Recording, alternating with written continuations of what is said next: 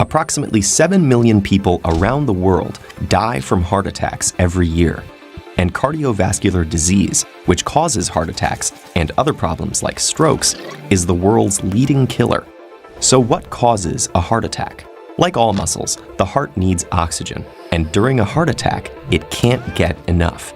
Fatty deposits, or plaques, develop on the walls of our coronary arteries. Those are the vessels that supply oxygenated blood to the heart. These plaques grow as we age, sometimes getting chunky, hardened, or inflamed. Eventually, the plaques can turn into blockages. If one of the plaques ruptures or cracks, a blood clot will form around it in minutes, and a partially closed artery can become completely blocked. Blood flow is cut off to the cardiac muscle, and the oxygen-starved cells start to die within several minutes. This is a myocardial infarction, or heart attack. Things can rapidly deteriorate in the absence of treatment. The injured muscle may not be able to pump blood as well, and its rhythm might be thrown off. In the worst-case scenario, a heart attack can cause sudden death.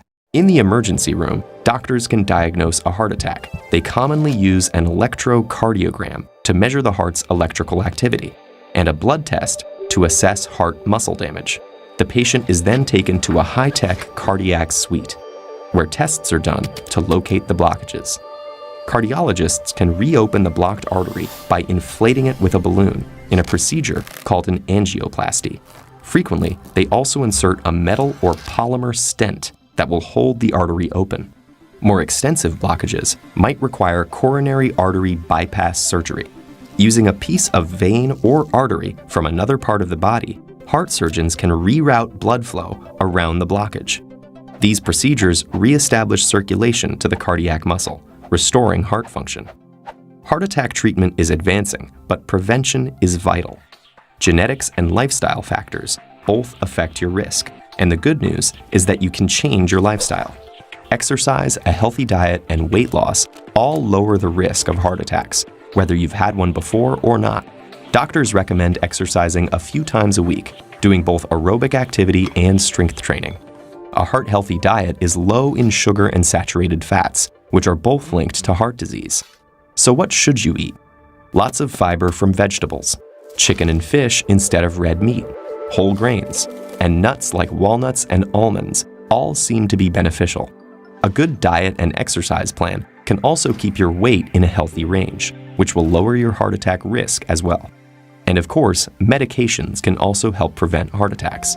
Doctors often prescribe low-dose aspirin, for example, particularly for patients who've already had a heart attack and for those known to be at high risk. And drugs that help manage risk factors, like high blood pressure, cholesterol, and diabetes, will make heart attacks less likely too. Heart attacks may be common, but they don't have to be inevitable. A healthy diet, avoiding tobacco use, staying fit, and enjoying plenty of sleep and lots of laughter all go a long way in making sure your body's most important muscle keeps on beating.